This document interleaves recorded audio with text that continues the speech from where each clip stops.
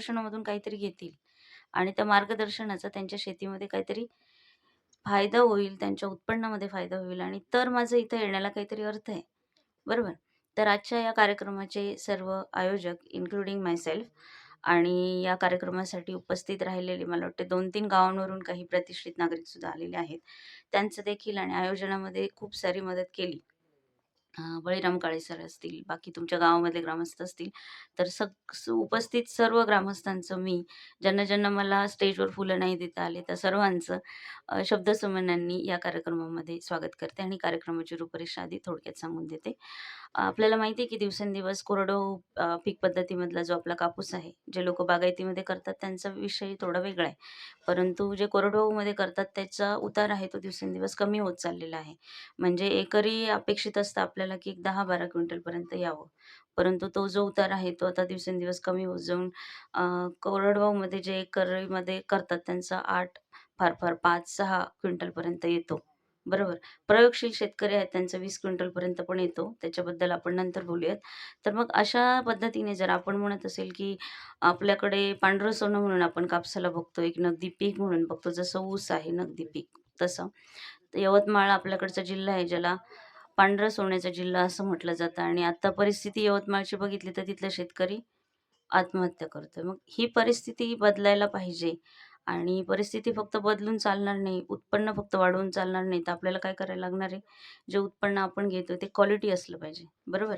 म्हणजे जो कापूस तुम्ही पिकवताय तर त्याचा खरंच कापूस म्हणजे तयार होतो ना, वस्त्र तयार होत असताना त्याच्या धाग्याची लांबी तेवढी आहे का? मग ती नाही आहे, तर आपण काय केलं पाहिजे? किंवा आपण कापूस लावतोय, तर एका कापसाच्या झाडाला तुमच्याकडे 100 पर्यंत बोंड लागतात. 3-4 वेचण्या केल्या तर. बरोबर. तर प्रत्येक वेचणीच्या वेळी येणारा कापूस, तो तेवढा उतार देतो का? आणि जर देत नाही आहे, तर हे का होतंय? आणि जर आपल्याकडचं मुख्य पीक कापूस असेल, तर याच्यावरती आपण काय उपाययोजना केल्या जाऊ शकतात? याची दखल केंद्रीय कापूस संशोधन केंद्र, नागपूर यांनी घेतली. आणि त्याच्यानंतर हा कार्यक्रम सुरू झाला, की बाबा याच्या माध्यमातून आपण कोरडवाहूसाठी आणि बागायतीसाठी कोणतं तंत्रज्ञान विकसित करू शकतो, ज्याच्यामुळे शेतकऱ्यांचा चांगल्या पद्धतीने फायदा होऊ शकतो. आणि मग याच्यावरती एक कमिटी नेमली गेली आणि कमिटीच्या मार्गदर्शनानुसार आपल्या जिल्ह्यामधले दादा लाड यांनी प्रसारित केलेलं तंत्रज्ञान, या तंत्रज्ञानाची दखल केंद्रीय कापूस संशोधन केंद्र नागपूर यांनी घेतलं आणि मग भारतीय अनुसंधान परिषद नवी दिल्ली अंतर्गत केंद्रीय कापूस संशोधन केंद्र नागपूर आणि वसंतराव नाईक मराठवाडा कृषी विद्यापीठ परभणी अंतर्गत कृषी विज्ञान केंद्र बदनापूर यांच्या संयुक्त विद्यमानाने आपल्याकडे दादा लाड तंत्रज्ञान पद्धतीच्या लागवडीच्या कापसाची जी आहे ती प्रोजेक्ट आपल्याकडे सुरू झालाय. आता खूप साऱ्या जणांना हा तंत्र माहिती नाहीये, तर अगोदर मी त्या तंत्रज्ञानाबद्दल थोडक्यात बोलणार आहे. तर या तंत्रज्ञानामध्ये पहिली गोष्ट आहे, की हे तंत्रज्ञान कोरडवाहूसाठी आहे. कोरडवाहू जमिनीमध्ये मध्यम ते हलक्या जमिनीसाठी हे तंत्रज्ञान आहे आणि या तंत्रज्ञानामध्ये तुम्हाला ज्या वाण दिलेले आहेत, ते कॉम्पॅक्ट असले पाहिजेत. कारण आपण लागवड सघन करतोय म्हणजे 90/30 3/1 वरती लागवड आपण करत असतो. त्याच्यामुळं लागवड करत असताना वाण कोणते निवडायचे हे अत्यंत महत्त्वाची बाब आहे. ज्यांनी लागवड केलेली आहे त्यांच्याविषयी नाही बोलत आहोत आपण आज. पुढच्या वर्षी आपल्याला शेतकरी वाढवायचे आहेत या स्कीममध्ये आणि याच्यासाठी नाही वाढवायचे, की स्कीमची लोकांची संख्या वाढवायची. याच्यासाठी वाढवायचे, की आपलं नगदी पीक आहे कापूस, तर त्याच्यामध्ये सीमांत शेतकऱ्याला म्हणजे ज्याची धारणा क्षेत्र कमी आहे, 1 एकर आहे, 2 एकर आहे, 1 हेक्टरपेक्षा कमी आहे, अशा शेतकऱ्याचा सुद्धा फायदा झाला पाहिजे आणि याच्यासाठी म्हणून आपण दादालाड तंत्रज्ञानाचा अवलंब करण्यासाठी ही कार्यशाळेचं आयोजन केलेलं आहे. तर याच्यामध्ये सर्वात प्रथम आहे, की जमीन तुमची मध्यम ते हलकी किंवा भारीची असेल, तर तुम्ही या तंत्रज्ञानाचा अवलंब करू शकता. याच्यामध्ये वाणांची निवड करत असताना ते कॉम्पॅक्ट असले पाहिजेत, जसं मी तुम्हाला सांगितलं त्या पद्धतीने. आणि दुसरी महत्त्वाची गोष्ट याच्यामध्ये अशी आहे, की कीड आणि रोगांना कमी बळी पडणारे वाण तुम्ही शक्यतोवर घ्या. आणि दुसरं आहे, की पाण्याचा ताण सहन करणारे पण वाण असतात. म्हणजे आता कोरडवाहूमध्ये जेव्हा तुम्ही कोणत्याही पिकाची लागवड करत असता, तर लक्षात घ्यायचं, की कमी दिवसामध्ये येणारं वाण. का? तर एक पाण्याची आपल्याकडे कमतरता आहे. तर कमी दिवसामध्ये जर एखादं वाण तयार झालं, तर तुम्हाला 1 पाणी 2 पाण्यावरती ते हार्डली येऊ शकतं. ज्याला आपण म्हणतो लाईफ सेव्हिंग इरिगेशन. संवेदनशील अवस्थेमध्ये पाणी देणं. तर मग या अशा पद्धतीने तुम्ही वाणांची निवड केली, जमिनीची निवड केली. लागवड करत असताना तुम्हाला पहिली गोष्ट करायची आहे, की 3x1 वरती लागवड करायची. ठीक आहे. याच्यामध्ये न्यूमॅटिक प्लांटर नावाचं एक प्लांटर आहे कापसामध्ये. तो आपल्याकडे अजून आलं नाही, भविष्यामध्ये आपण आणू. एका जागी एक बियाणं लावायची आणि त्या पद्धतीने त्याची लागवड करायची. 3x1 वरती लागवड केल्यानंतर तुम्हाला मॉनिटरिंग करायचं म्हणजे काय? निरीक्षण करायचं. आता निरीक्षण आणि परीक्षण याचा भाग मी तुम्हाला नैसर्गिक शेती सांगणार आहे, हे संपल्यानंतर त्याच्यामध्ये सांगूनच देईल. तर मग तुम्हाला निरीक्षण करायचं आणि लागवडीचा दिनांक लिहून ठेवायचा आणि त्याच्यापासून ठीक 45व्या दिवशी तुम्हाला काय करायचंय, त्या झाडाची गळफांदी काढायची. आता गळफांदी म्हणजे काय? मोठा प्रश्न असतो. तर कोणत्याही झाडाच्या बुंध्यापासून येणारी पहिली फांदी, ज्याला मोनोपोडियल ब्रांच असं म्हणतात किंवा गळफांदी असं म्हणतात. ज्यांना जमणार नाहीये लागवड करताना त्यांनी मला पुन्हा एकदा बोलवावं. आपण त्याचं प्रात्यक्षिक घेऊया, की गळफांदी कशा पद्धतीने काढली जाते. ठीक आहे. मग अशा पद्धतीने पहिल्यांदा गळफांदी काढायची 40व्या किंवा 45व्या दिवशी आणि त्यानंतर 55व्या दिवशी तुम्हाला काय करायचंय? झाडाचा शेंडा खोडायचा. आता झाडाचा शेंडा का खोडायचा ह्याचं उत्तर तुम्हीच मला देणार आहेत, कारण तुम्ही खोडतात ना शेंडे. कशा-कशाचे? हरभऱ्याचे. काका हसले म्हणजे त्यांना मतितार्थ कळलाय बहुतेक. मी त्या विषयावर बोलणार नाहीये काका. तर मला एवढं सांगायचं की तुरीचे शेंडे खुडतो आपण, हरभऱ्याचे देखील खुडतो आणि ते कशासाठी खुडतो? भाजी होते ना हरभऱ्याची. तो मुख्य उद्देश नाही. मुख्य उद्देश काय आहे? झाडाने शोषून घेतलेले सर्व अन्नद्रव्य झाडाच्या सर्व फांद्यांना, सर्व फुलांना, सर्व पात्यांना, सर्व फळांना व्यवस्थितरित्या भेटावेत.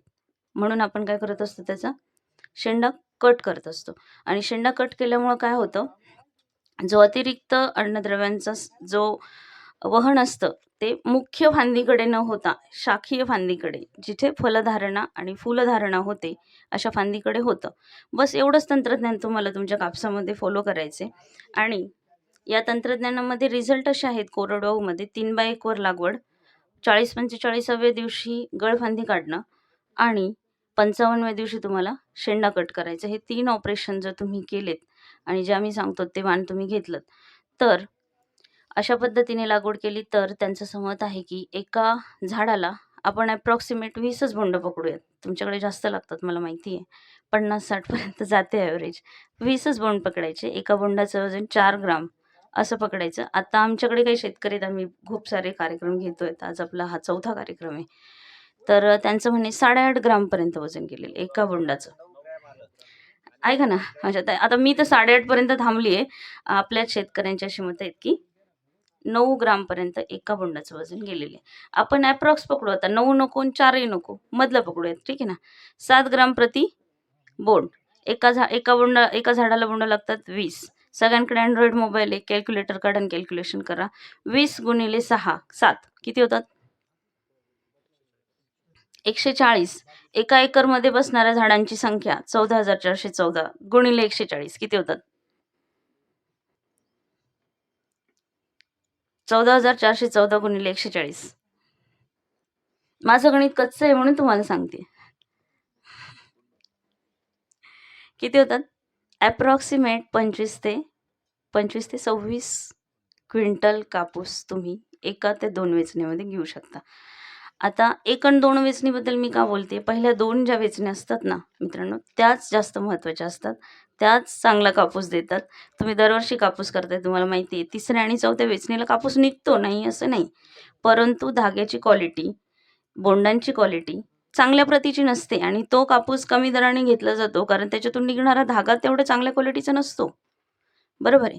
तर मग या पद्धतीने या तंत्रज्ञानाचा जर तुम्ही अवलंब केलात, तर निश्चित तुम्हाला पुढच्या वर्षी, आता यावर्षी ज्यांनी केलं त्यांना झाला असावा आणि पुढच्या वर्षी तुम्हाला निश्चित 20 क्विंटल आणि त्याच्यापेक्षा अधिकच उत्पादन देणारं हे तंत्रज्ञान आहे कोरडवाहूसाठी. तर सर्वांना विनंती आहे, की आजच्या कार्यशाळेमधून तुम्ही एवढं तरी घ्या, की कापूस आपलं नगदी पीक आहे. आपण त्याला पांढरं सोनं म्हणतो, तर किमान पांढरं सोनं विकल्यानंतर तुम्ही पिवळं सोनं खरेदी करू शकाल. अशा पद्धतीने कापसाची लागवड करा. बरोबर आहे. तर मग अशा पद्धतीने तुम्ही लागवड करावी. लागवडीमध्ये काही अडचण आली तर तुम्ही आम्हाला संपर्क करा. आम्ही तुमच्या सेवार्थ नक्की इथे येऊ. परंतु आम्ही इथे आलो तर आम्हाला समाधानकारक संख्या फक्त द्या. जेणेकरून आमचे जे मार्गदर्शन आहे ते प्रत्येक एका शेतकऱ्यांपर्यंत पोहोचेल. ठीक आहे. हे झालं दादा लाड तंत्रज्ञानाच्या बद्दल. याबद्दल कोणाला काही शंका असेल तर विचारा. 2 गोष्टी असतात. कोणी काही प्रश्न विचारले तर सगळ्यांना सगळं समजलं. अन्यथा विचारलं नाही तर काहीच समजलं नाही. शंका आहे तर ठीक आहे, नाही येत तर कळलं नाही किंवा कळलं, दोन्ही गोष्टी होतात. हा बोला ना. तुम्ही 3x1 सांगितलं. दादाचं म्हणणं आहे 2.5x1 लावा, 2x1 लावा. हा बरोबर आहे. 3x1 करायचं. हा, आता यांचा प्रश्न अगदी बरोबर आहे. काही शेतकरी 4x1, 2.5x1, 3.5x1 अशा आग्रह धरतायत. आहेत माझ्याकडे अशी लिस्ट आहे. आता त्याच्यामध्ये काय आहे, जे तंत्रज्ञान केंद्रीय कापूस संशोधन केंद्रांनी दखल घेतलेली आहे तंत्रज्ञानाची कोरडवाहूसाठी, त्याच्या निर्देशानुसार आपल्याला 3x1 वरच लागवड करायची आहे. आणि जर त्याच्यामध्ये काही बदल झाले तर मी आहे ना, मी तुम्हाला नक्कीच मेसेज करून देईल त्याच्यामध्ये. आणखीन एक विचारायचं, हां. तुम्ही 3x1 सांगितलं. हं. आता पानभरीचे शेतकरी बागायती, हं. तर त्यांनी बी 3x1 वर करायची का? हां, बागायतीसाठी सुद्धा जर तुम्हाला दादा लाड तंत्रज्ञानाचा अवलंब करायचा आहे, त्याच्यामध्ये 2 आहेत. HDPS पण वेगळं एक तंत्रज्ञान आहे. तर त्याच्यामध्ये थोडंसं वाढवू शकतात तुम्ही. परंतु हे तंत्रज्ञान आणि या योजनेचा तुम्हाला फायदा घ्यायचा असेल, तर मात्र तुम्हाला 3x1 वरती लागवड करावी लागेल. याला स्टिकअप राहायचं असं सायंटिस्टचं म्हणणं आहे. सायंटिस्ट लोकं पण आपल्याकडे येऊन गेलेले आहेत तसे. आणि त्या संदर्भामध्ये माझे 2 सहकारी आहेत. ते तुमचा सर्व डेटा घेतील. म्हणजे तुम्ही किती एकर क्षेत्रावरती लागवड केली आहे, डेली ऑब्झर्वेशन्स तुम्ही आहेत का, ते पण येतात फील्डवरती ऑब्झर्वेशन घ्यायला आणि तुमचं जिओ मॅपिंग वगैरे होतं आणि सगळं झाल्यानंतरच तुम्हाला त्या योजनेचा लाभ मिळणार आहे. बरं, लाभ राहू द्या, परंतु तुमच्या उत्पादनामध्ये वाढ झाली तर तुम्हाला नक्की त्याचा फायदा होणार आहे. आणि काळजी घ्या, उत्पादन खर्च कसा कमी होईल थोडंसं लक्ष द्या त्याच्याकडे. आता आपण सेंद्रिय शेतीच्या माध्यमातून गटांची बांधणी करतोय गाव पातळीवरती. जे कोणी गटांचे सदस्य इथं असतील त्यांना माहिती देखील असेल, की जर तुम्ही सेंद्रिय शेतीचे विचार करत असाल, तर तुम्हाला कापूस पहिला थांबवावा लागेल. जमणार आहे का?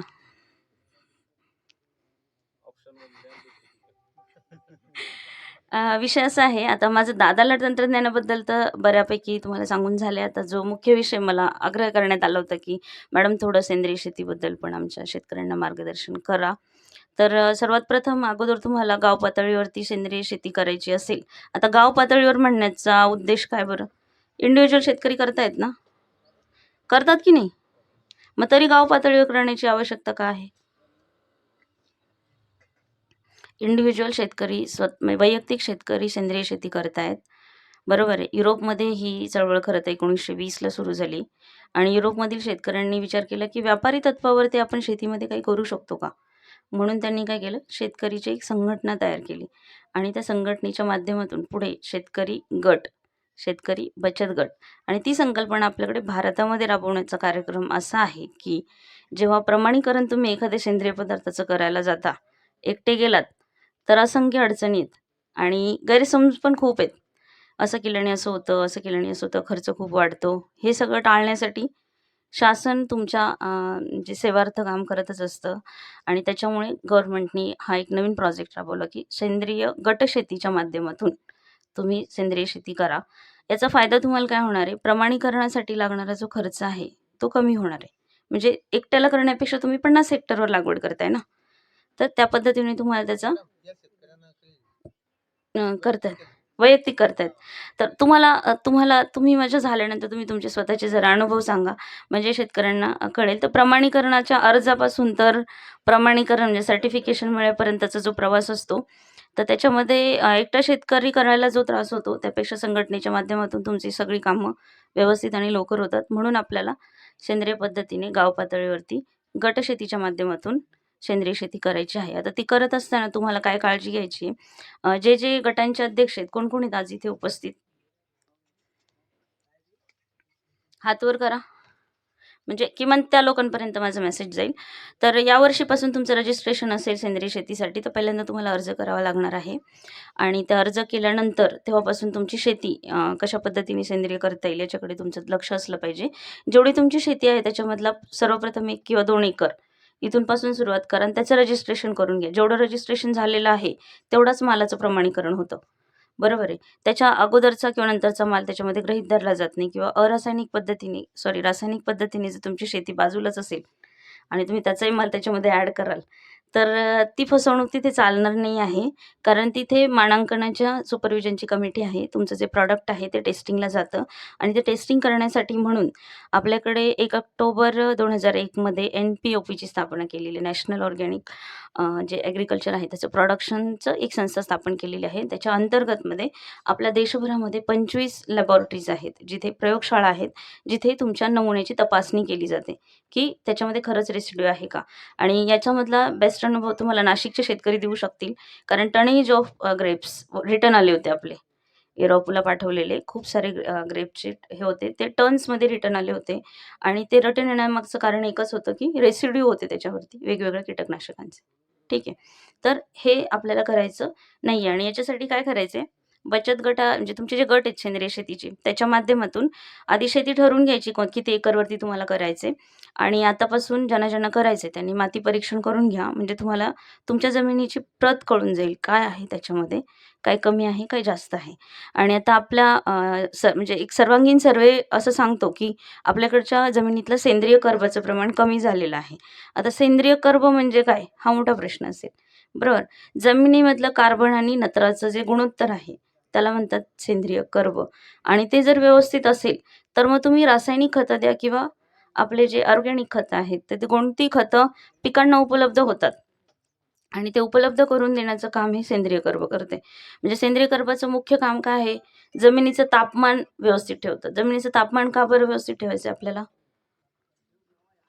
हा कार्यक्रम मी उन्हात घेतला असता, आपण किती वेळ बसलो असतो? आणि मला वाटते तुम्ही म्हणलं असतं, "मॅडम थांबा आता, पुढच्या वेळेस येतो, मग बोलूयात आपण." तर temperature is very important factor. आपल्याला पिकांच्या संदर्भात पण प्रत्येक पिकाचं तापमान आपल्याला दिलेलं आहे. तसंच जमीन ही जिवंत आहे आणि हे मी नाही सांगत आहे. जागतिक मृदा दिवस आपण याच महिन्यात 5 डिसेंबरला साजरा केला आणि तो साजरा करण्यामागचं कारण काय आहे, की एक राजा होता, भूमिबोल त्याचं नाव होतं आणि त्याचा जन्मदिवस आपण जागतिक मृदा दिवस म्हणून साजरा करतो. तर 2022ला असं ठरवलं गेलं, की बाबा जगातली जी जमीन आहे, तिच्या जमिनीची जी कंडिशन आहे, म्हणजे आपण काय म्हणतो, वेगवेगळ्या शेती पद्धतीमुळे ती खराब होत चाललेली आहे आणि आत्ता जर आपण लक्ष दिलं नाही, तर भविष्यात असं होणार आहे, की आपल्यालाच अन्नधान्याचा पुरवठा असणार आहे, पण आपण अन्नधान्य खातोय की विष खातोय हे आपल्याला कळणार नाही. आणि हे कुठेतरी थांबवलं पाहिजे. म्हणून आपण काय केलं, त्याचा अभ्यास करायला सुरुवात केली. मग आपण पहिल्यांदा जागतिक मृदा दिवस साजरा केला. जमीन जमीन जिवंत आहे असं आपण म्हणतो, कारण जमिनीमध्ये असंख्य प्राण्यांचे, असंख्य जीवाणू आणि वेगवेगळ्या प्रकारचे प्राणी त्याच्यामध्ये राहतात आणि ते जर राहत असतील, तर आपल्याला जसं श्वासोच्छवास घ्यावा लागतो की नाही, तशी जमीनसुद्धा घेते आणि जर त्याच्यामध्ये हवा खेळती नाही राहिली, त्यातले जीवाणू जिवंत राहतील का? माझा तुम्हाला प्रश्न आहे, राहतील का? बघा, पाऊस खूप पडल्यानंतर जमिनीमध्ये पाणी खूप साचून राहिलं तर झाडं वाळून जातात. जातात ना वाळून? का बरं? जमीन श्वासोच्छवास घेऊ शकत नाही, श्वास घेऊ शकत नाही. जमिनीमध्ये हवा खेळती राहू शकत नाही. मग आपण म्हणतो जमीन वापसावर येत नाही लवकर. जमीन जर वापसावर यावी लागणार पाहिजे असेल तुम्हाला वेळेमध्ये, तुम्हाला काय करावं लागेल? जमिनीमधील सेंद्रिय कर्बाचं प्रमाण वाढवावं लागेल. आणि ते जर वाढवलं, तर ज्या जमिनीमध्ये पाणी धरून ठेवण्याची क्षमता खूप जास्त आहे, म्हणजे 15-15 दिवस वापशावर येतच नाही, अशा जमिनीमध्ये जमीन लवकर वापशावर येते, म्हणजे हवा लवकर खेळती राहते. सेंद्रिय कर्बाचं प्रमाण जर 0.60% अधिक असेल तर. त्याच्यानंतरचा दुसरा भाग आहे, ज्या जमिनीमध्ये पाणी थांबतच नाही, वाहून जाते. अशा जमिनीमध्ये पाणी धरून ठेवण्याची क्षमता वाढवण्याचं काम कोण करते? हे सेंद्रिय कर्ब करते. त्यानंतर मी तुम्हाला सांगितलं तापमान मेंटेन ठेवते, बरोबर? आणि जमिनीमध्ये क्षारता असते, ज्याला म्हणतात cation exchange capacity of the soil. तर ती जी क्षारता असते, तर ती टिकवून ठेवण्याचं काम कोण करतं? सेंद्रिय कर्ब. जवळ 20 ते 30% ती वाढवते सेंद्रिय कर्बामुळे. त्यानंतर तुम्ही जे नत्र, स्फुरद, पालाश देता ना, वेगवेगळ्या प्रकारचे रासायनिक खतं देता. तुम्हाला असं वाटतं की तुम्ही जसे टाकता तसे ते अवेलेबल होतात. तसं नसतं. तुम्ही जेव्हा जमिनीमध्ये युरिया टाकता, तर ती तशीच्या तशी अवेलेबल होत नाही झाडांना. झाडं त्यांना ज्या पद्धतीमध्ये म्हणजे पाहिजे असतं त्याच पद्धतीने, जसं आपण कसं ज्वारी डायरेक्ट नाही खाऊ शकत ना. ज्वारीचं पीठ दळणार, त्याची भाकरी करणार, बरोबर? कोणाला भाकरी आवडते, कोणाला चपाती आवडते. तसंच जीवाणूंचं पण आहे ना. जीवाणू पण त्यांच्याच माध्यमातून ते घेतील. झाडं पण त्यांना ज्या फॉर्ममध्ये हवा आहे नायट्रोजन, त्या फॉर्ममध्ये घेतील. तसं नसतं तर मग हवेमध्ये 78% नायट्रोजन आहे, घेऊ शकले असते ना. त्यांना ज्या फॉर्ममध्ये अवेलेबल पाहिजे त्या फॉर्ममध्ये अवेलेबल करून देण्याचं काम कोण करते? सेंद्रिय कर्ब करत असतं. कारण सेंद्रिय कर्ब जमिनीतील चिकणमातीसारखे जे बारीक कण असतात त्याच्यासोबत संयोग पाहून ते काय करतात, तुमचे जे नायट्रेट आहे, अमोनिया जे असं युरिया टाकलं की त्याचं अम्युनिफिकेशन होतं. नंतर नायट्रेट आणि नायट्रेटमध्ये त्याचं कन्व्हर्जन होतं आणि मग ते पिकं घेऊ शकतात. ही प्रोसिजर आहे, बरोबर. मग ही प्रोसिजर सुलभ करण्याचं काम कोण करते? सेंद्रिय कर्ब करते. म्हणून जमिनीमधील सेंद्रिय कर्बाचं प्रमाण वाढवण्यासाठी तुम्ही प्रयत्न केले पाहिजेत. आता गटाच्या माध्यमातून प्रयत्न करत असताना तुम्हाला तर ते काल सर सांगत होते, एक देशी गाई असेल तर 30 एकरपर्यंत शेती करू शकता तुम्ही, असं त्यांचं म्हणणं आहे. तर प्रॅक्टिकली तुम्ही एकच लक्षात ठेवा, ज्यांच्याकडे पशुधन आहे अशा शेतकऱ्यांनी शेणाचा योग्य कसा वापर करता येईल, गोमूत्र साठवून कसं ठेवता येईल. म्हणजे शेण जितकं ताजं असेल तितकं चांगलं आणि गोमूत्र जितकं जुनं असेल तितकं चांगलं. तर या दोघांचीही साठवणूक आणि त्याचं योग्य वापर कसा करता येईल ते पाहायचं. तर शेणाच्या माध्यमातून तुम्हाला परत एकदा गोष्ट सांगायची आहे, सगळ्यांकडे आता मी बघितलं येतानाही किती पण आता कृषी विभाग पण खूप आग्रही राहतो त्याच्या बाबतीमध्ये. गांडूळ खताचे तुम्हाला हे दिले जातात ना, बेड. मग आता जोपर्यंत योजना असते, जोपर्यंत मोका तपासणी असते, तोपर्यंत बेड सगळ्यांच्या शेतावर असतात. त्याच्यानंतर त्याच्यानंतर कोणी लाभ घेत नाही. आपल्याकडे सध्या दिसत नाही. 80 बेडमध्ये गांडूळ तयार येतो सध्या. आपण फाउंडेशन अंतर्गत जे बेड दिले ना मागे 3 महिन्यापूर्वी, हां. त्यांचे तयार आहे सध्या. अच्छा. तर मला एक सांगायचं आहे, कोणतीही योजना आणि जेव्हा तुम्ही सेंद्रिय शेती करताय तर तुम्हाला वाटेल की आता योजना आली आहे, 3 वर्ष करायचं, 3 वर्षात प्रमाणीकरण मिळवायचं, सर्टिफिकेट घरात लावायचं, येईल त्या माणसाला दाखवायचं आणि पुढं प्रोडक्शन चालू. तसं नाही आहे. तसं नाही आहे. दरवर्षी माती परीक्षण करावं लागणार आहे. दर 3 वर्षांनी तुम्हाला प्रमाणीकरण सुद्धा करावं लागणार आहे. असं नाही की यावर्षी केलं आणि मग झालं आणि मग परत केमिकल वापरले आणि तुम्ही शेती करताय, असं नाही चालणार आहे. तर मग ते करत असताना तुम्हाला जमिनीची अगोदर प्रत चांगल्या पद्धतीची ठेवायची. याच्यासाठी तुम्ही खोल नांगरणी करून घ्या आणि नांगरणी करत असताना बैलाच्या सहाय्याने, बैलचलित जे असतात नांगर, त्याच्या सहाय्याने नांगरणी करायची. आता ट्रॅक्टरचा वापर कमी करा मी असं सांगते कारण भरपूर आहेत त्याला. मेकॅनायझेशन आपल्याकडे खूप जास्त वाढलं आहे आणि मेकॅनायझेशनचा परिणाम असं झाला आहे की जमिनीचा कॉम्पॅक्ट लेयर तयार झाला आहे. म्हणजे इतकी कडक असते. पहा, पूर्वी जमिनीला एवढं भेगा नव्हत्या जात. ज्वारी केली तर जात होत्या. म्हणजे माझ्यापेक्षा जास्त शेती तुम्ही केली आहे, मी फक्त अभ्यास केला आहे. तर पूर्वी जमिनीला एवढं भेगा नव्हत्या जात. त्याच्यामध्ये ज्वारी जर केली तरच त्या ताटांच्या सोबत जेवढी होल्डिंग करतील तेवढं आणि बाकीच्या भेगा पडायच्या आणि ते पण कधी? रब्बीमध्ये. बरोबर. आता खूप जास्त भेगा पडतात. का?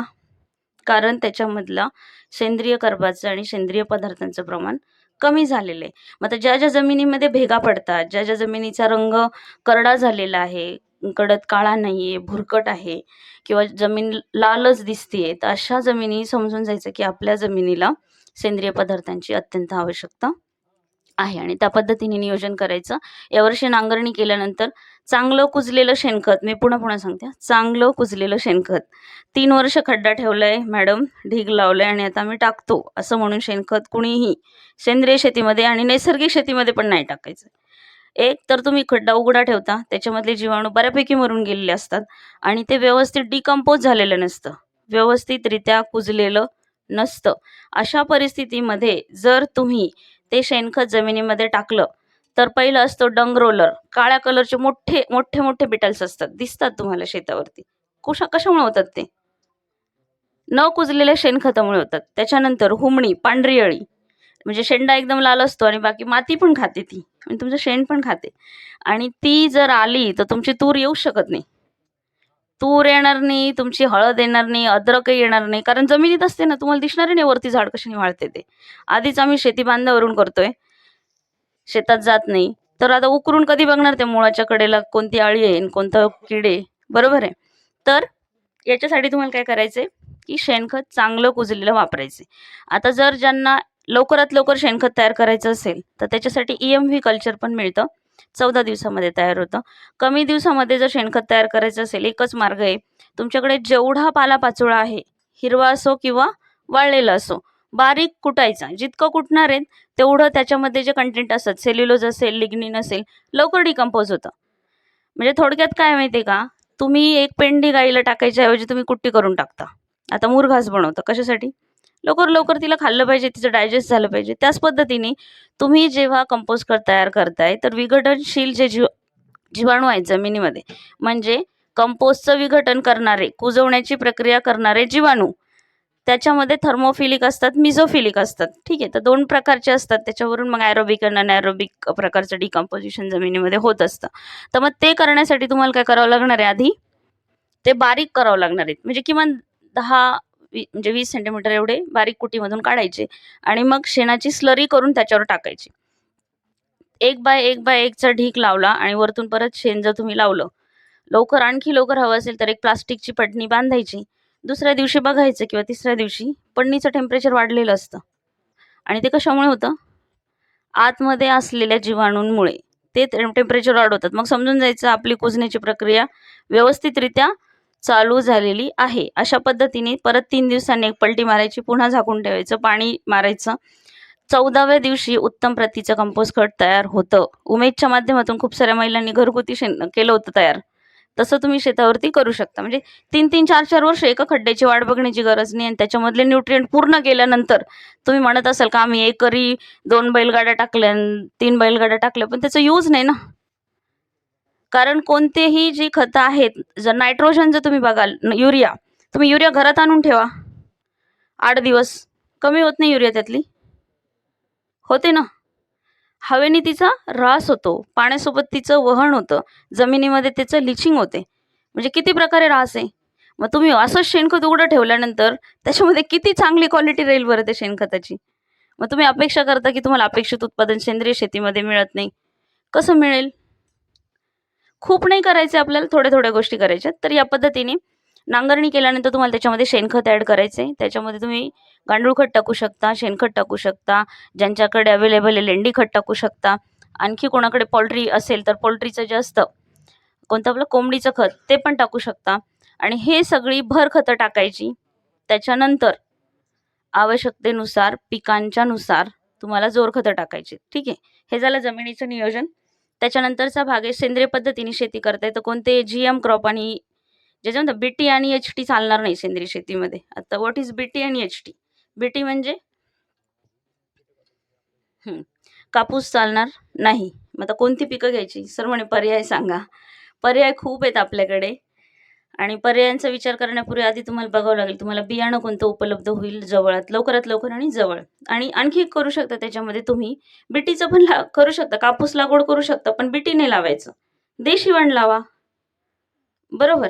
तर त्याच्यामध्ये तुम्ही देशी वाण कोणतेही घेऊ शकता. त्याच्यानंतर दुसरी महत्त्वाची गोष्ट याच्यामध्ये की कोणत्याही पिकाची लागवड करताना कोणतंही संकरित बियाणं म्हणजे जनुकीय बदल केलेलं बियाणं, ज्याला म्हणतात GM crop, genetically modified crops. त्याच्यामध्ये कापूस येते, काही अंशी भेंडी पण आहे, ब्रिंजल्स म्हणजे वांगे पण आहेत. तर हे क्रॉप्स तुम्हाला सेंद्रिय शेतीमध्ये घेता येणार नाहीत. याच्याऐवजी तुम्ही देशी कोणतेही वाण वापरू शकता. आणि व्हॉट इज HT? HT म्हणजे हर्बिसाइड टॉलरन्स क्रॉप. म्हणजे आता कापसामध्ये एक व्हरायटी आलेली आहे, कापसात एक वाण आले जे तणनाशकांना टॉलरंट आहे. तर तसे वाण तुम्हाला सेंद्रिय शेतीमध्ये वापरता येणार नाही. त्याच्याऐवजी तुम्हाला देशी वाण वापरावं लागतील. देशी नाही मिळाले, गावरान जे गावाकडे उपलब्ध होतात ते वापरायचे किंवा घरचं जे बियाणं असेल ते पण तुम्ही वापरू शकता. आणि बियाणं लागवड करताना बीज प्रक्रिया जेव्हा आपण करतो तर ती बीज प्रक्रिया करत असताना कोणत्याही केमिकलची बीज प्रक्रिया तुम्हाला करायची नाही. त्याच्याऐवजी तुम्हाला काय वापरायचे? बीजामृत. ठीक आहे. बियाणांसाठी अमृतासारखं काम करणारं बीजामृत. तर बीजामृत कसं तयार करायचं? भरपूर शेतकरी घरी तयार करतात. ज्यांना नसेल माहिती त्यांनी विचारा, मी त्यांच्यासाठी परत एखादं सेशन घेईल. तर ते करायचं. आणि बीजामृत तयार करत असताना त्याच्यामध्ये शक्य झालं तर 100 ग्राम ट्रायकोडर्मा टाकायचे. त्याचा फायदा असा होईल की जे सीड बोर्न डिसीज असतात, म्हणजे काय असतं, बियाण्याच्या आतमध्ये जे दल असतात ना, 2 दल असतात, त्याच्यामधून मेन जे रोप असतं ते तयार होतं. तर ते रोप तयार होत असताना जर मर होत असेल तर ती तुम्हाला टाळता येऊ शकते. म्हणून ट्रायकोडर्मासारखी बुरशी वापरायची. आता ट्रायकोडर्मा नाव इंग्लिश सांगितलं म्हणून ते रसायने असं समजू नका बरं का. जैविक बुरशीनाशक आहे ते. तर ते तुम्ही तिथे वापरू शकता. अशा पद्धतीने तुम्हाला नियोजन करायचे. आणि नियोजन करत असताना सापळा पिकाचा अंतर्भाव करायचा आहे, म्हणजे तुमच्या किडींवरचा जो प्रादुर्भाव आहे तो नैसर्गिकरित्या कमी केला जाऊ शकतो. तिसरा महत्त्वाचा मुद्दा आहे की कीड आणि रोगांचे नियंत्रण करण्यासाठी तुम्हाला दशपर्णी अर्क आहे, निंबोळी अर्क आहे, निमास्त्र आहे, लिमिट आहे, भरपूर भरपूर आहे, करण्यासारखं खूप आहे. तर ते तुम्ही करू शकता. याच्यासोबतच काही जैविक मित्रकिडे आहेत, मित्र बुरशी आहेत, याचाही वापर करू शकता. आणि त्याच्यानंतर पण जर आलेच तुमच्या ह्याच्यावरती, तर वेगवेगळ्या अर्कांची फवारणी तुम्ही त्याच्यामध्ये घेऊ शकता. आणि त्यानंतरचा भाग आहे की काढणी आणि व्यवस्थापन. तर काढणी पण करत असताना कोणत्याही मेकनायझेशनचा किंवा याचा वापर करू नका. सौरचलित जे पंप असतात त्याचा फवारणीसाठी वापर करू शकता. बायोगॅस यंत्रणेचा वापर करा, ज्याच्यामुळे तुम्हाला स्लरी पण वापरता येईल आणि वीज निर्मितीसाठी, गॅस निर्मितीसाठी त्याचा फायदा तुम्हाला होईल. नवीनीकरण ऊर्जेचा तुम्ही अवलंब करा, असा थोडासा आग्रही राहा. अशा पद्धतीने तुम्ही जर प्रोडक्शन घेतलं ऑर्गॅनिकमध्ये, तर त्याचं जे व्यापार करायचा आहे, जे मार्केटिंगचं मोठी समस्या वाटते शेतकऱ्यांना, की आम्ही तर सेंद्रिय केलंय पण त्याची विक्री कशी करायची? तर पहिलं जे वर्ष असतं सेंद्रिय शेती करणाऱ्यांचं, त्याला म्हणू शकतो आपण लायसनचं, लर्निंग लायसन काढतो ना गाडी शिकताना. तसं पहिलं वर्ष तुमचं लर्निंगचं आहे, पहिलं वर्ष तुमचं कन्व्हर्जनचं आहे. तर पहिल्या वर्षी शिकून घ्यायचं कन्व्हर्जन कशा पद्धतीने करायचे. कोणत्याही पद्धतीचं रासायनिक कीटकनाशक, तणनाशक, बुरशीनाशक तुम्हाला तिथे वापरता येणार नाही, हे लक्षात घ्या. आणि त्यानंतरचं दुसरं वर्ष असतं, तो कन्व्हर्जन पिरियडचा सेकंड इयर. त्यानंतर थर्ड इयर, तिन्ही वर्षी तुमच्या शेतावरती ICS कमिटी येते, इन्स्पेक्शन होतं. जे मी म्हटलं ना, निरीक्षण आणि परीक्षणाबद्दल आपण नंतर बोलूयात. तर मग पहिल्यांदा तुम्ही अर्ज केला, तुमच्या शेतीचं नोंदणीकरण झालं, की तुमच्याकडे एक कमिटी येते आणि त्या कमिटी तुमच्या शेतीचं सुपरविजन करते, निरीक्षण करते. आणि निरीक्षण केलेले ज्यांच्या त्यांच्या नोंदी असतात, त्या प्रमाणीकरण यंत्रणेला ते पाठवत असतात. आणि ते सगळं झाल्यानंतर तुम्ही प्रोडक्शन काढलंत, की त्या प्रोडक्शनचा नमुना तुमच्या वेगवेगळ्या प्रयोगशाळेमध्ये जाऊन त्याचं टेस्टिंग होतं. आणि टेस्टिंग झाल्यानंतर जेव्हा प्रूव्ह होतं, की तुमचा जो नमुना आहे तो 100% ऑर्गॅनिक नसतोच, पण 97-87 whatever it may be the percentage, तर अकॉर्डिंग टू दॅट तुम्हाला प्रमाणीकरण यंत्रणेचं प्रमाणीकरण सर्टिफिकेट मिळते. आणि ते सर्टिफिकेट मिळाल्यावर त्याच्यावरती लोगो असतो इंडिया ऑर्गॅनिक. लक्षात ठेवा, सेंद्रिय शेती करतायत तर तुम्हाला माहीत असलं पाहिजे, आपला लोगो आहे इंडिया ऑर्गॅनिक. तर या नावाचा लोगो तुम्हाला मिळून जातो, संकेतचिन्ह. आणि त्यानंतर विक्रीची व्यवस्था ॲपेडाच्या माध्यमातून करण्यात येते. ॲपेडाच्या माध्यमातून NAB म्हणजे नॅशनल बोर्ड ऑफ ॲक्रेडिटेशनची स्थापना केलेली आहे. त्याच्या अंतर्गत ISO 65च्या माध्यमातून 25 आणि परत प्रमाणीकरणाच्या माध्यमातून 44 वेगवेगळ्या प्रयोगशाळा आणि संस्थांची स्थापना केली आहे, संघटनांची स्थापना केली, जेणेकरून सेंद्रिय पद्धतीने तुम्ही तयार केलेला जो माल आहे, त्याचं निर्यात धोरण ठरवण्यासाठी, म्हणजे तुम्ही जो म्हणता ना विक्रीचा मोठा प्रश्न आहे, तर तो सोडवण्यासाठी त्याची जी आहे ती स्थापना करण्यात आलेली आहे. तर अशा पद्धतीने तुम्ही दोन्ही बाबतीमध्ये अग्रेसर व्हा, ते करा. त्या पद्धतीने तुम्हाला करण्यात काही अडचणी आल्या, आम्हाला नक्की संपर्क करा. कृषी विज्ञान केंद्र बदनापूरला तुम्ही या. दर महिन्याच्या 20 तारखेला आपण शेतकरी शास्त्रज्ञ सुसंवाद घेतो. तुमचे प्रश्न मांडा, तुमचा एखादा विषय सांगा ज्याच्यावरती तुम्हाला मार्गदर्शन हवं आहे. मी कुठे कमी पडत असेल तर आपण बाहेरून सुद्धा शास्त्रज्ञ बोलवतो. भरपूर शेतकऱ्यांना माहिती आहे, की आपण वेगवेगळ्या याच्यासाठी बाहेरून सुद्धा शास्त्रज्ञ बोलवतात. तर कॉटनसाठी तुम्हाला जर शंका असेल तर आपण केंद्रीय कापूस संशोधन केंद्र जे आहे नागपूरचे, तिथून सायंटिस्ट बोलूयात. वेगळे काही शंका असतील अदर दॅन माय नॉलेज, तर नक्की आपण त्यांना इथे बोलू, तुमच्यासोबत संवाद साधायला लावू, तुमच्या समस्यांची सोडवणूक करू, अशी मी ग्वाही देते. आणि मला वाटतं तुमचा खूप वेळ घेतला, तुमच्या संयमाची खूप परीक्षा घेतली. तर अशा पद्धतीने तुम्ही माझं जे थोडं काही मार्गदर्शन म्हणता येणार नाही, चर्चासत्र जे होतं ते तुम्ही शांततेने ऐकलत, मला शांततेचं सहकार्य केलं, तिथं उपस्थित राहून माझ्या कार्यक्रमाची शोभा देखील वाढवली. त्याबद्दल कृषी विज्ञान केंद्र बदनापूर यांच्या वतीने आपले आभार मानते आणि आपली रजा घेते. धन्यवाद.